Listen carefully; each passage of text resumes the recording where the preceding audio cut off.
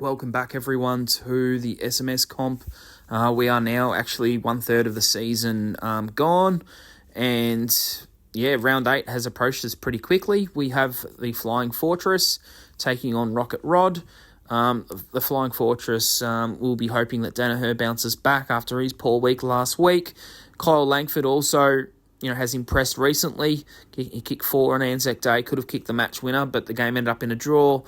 Finlayson will return from suspension, and Jake Waterman's been a massive highlight for them and, has propelled this team up the top part of the ladder. For Rocket Rod, though, they have got the combination of Jesse Hogan and Toby Green, who returns from suspension. He will be hoping, Rocket Rod, that Bobby Hill can light it up against the Blues on Friday night and Horn Francis to do well in the showdown. And what can De Conning do?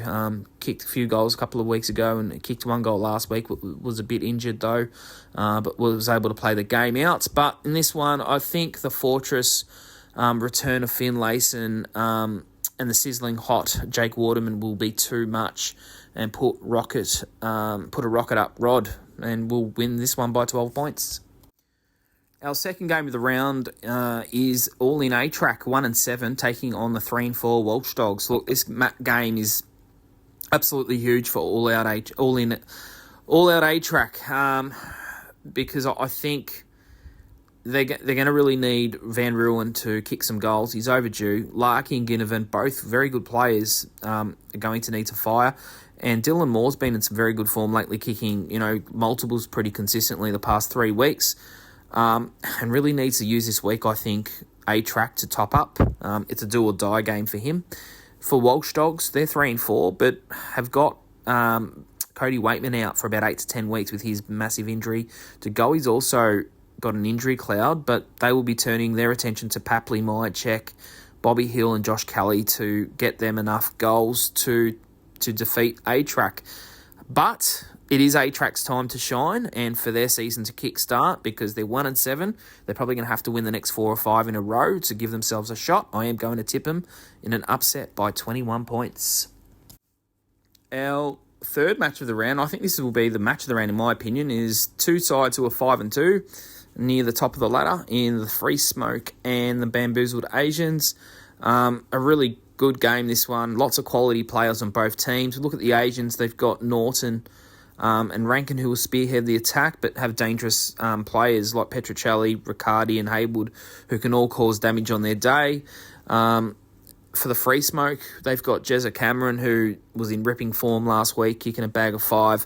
Jed Waltz has been a very impressive selection. Young gun there. Looks a little bit like Charlie Curnow. A younger version of him. He's one to keep your eyes on.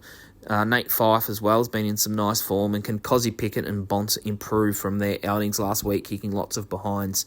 Bont's miss was just inexcusable for a player of his calibre.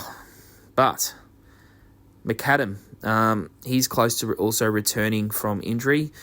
But in saying that, I don't know. It's going to be a close game between these two sides. I can't pick them. It's going to be a draw. That's my selection. Draw for the second time in 2 weeks in this comp. Our penultimate matchup for the round is the Wobbly Kickers taking on the Pokey Bombs. We look at the Pokey Bombs, and they have got Isaac Heaney, Logan McDonald, and Luke Parker, I think, who may possibly return from injury this week. Sam Swikowski also should return from injury, and they have some form players such as Stengel and McKay, who are expected to do well in their matchups. For the Wobbly Kickers, though, they've got Tex, who has been in some very good form in showdowns recently and looked very good last week against North, but I think he might kick 4 this week.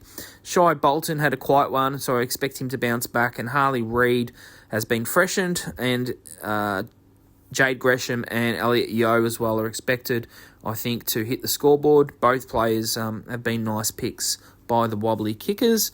But it will be a close-ish game, but I do expect the Pokey Bombs to bounce back from their defeat last week and get the Kickers by 25 points.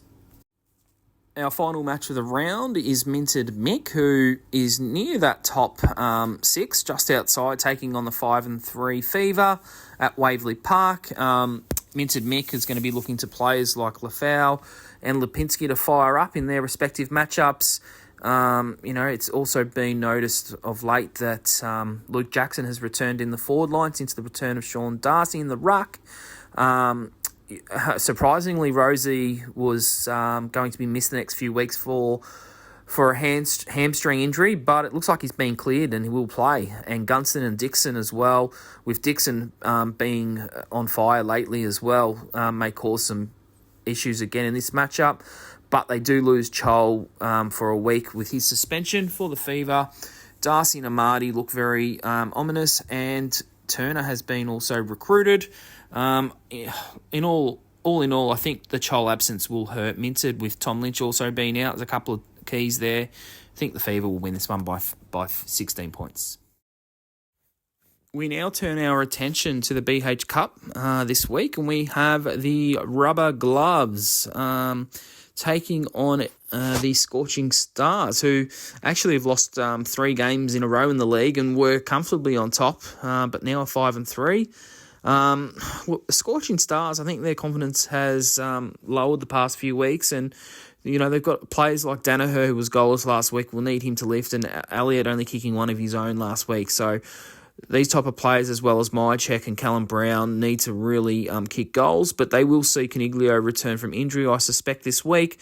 And for the Gloves, though, they've also got Hawkins, who was quiet last week, and Peter Wright. I think he can fire up against the Eagles.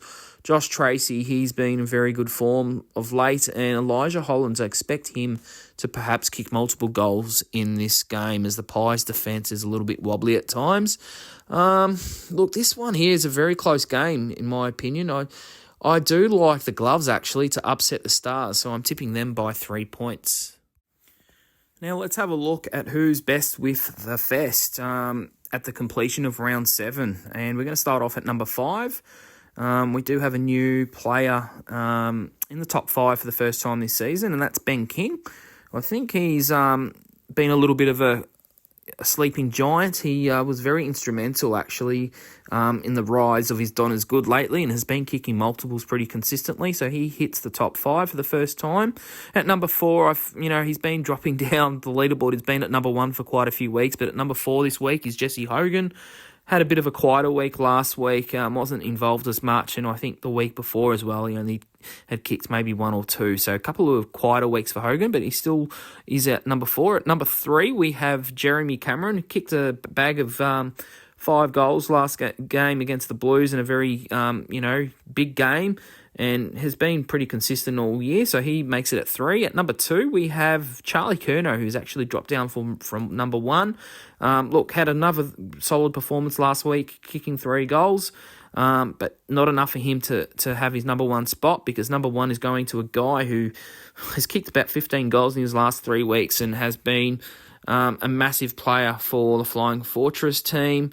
And I think the other side that's got him, I can't remember off the top of my head, but it's the Fortress anyway. And that's Jake Waterman. He's been, who would have thought that a player from West Coast would be at number 1 at this time of the season. But Jake Waterman, hats off to you. You are an absolute beast of a player, playing in a very poor team. In saying that, though, the Eagles have lifted past couple of weeks, but Jake Waterman, you are number 1.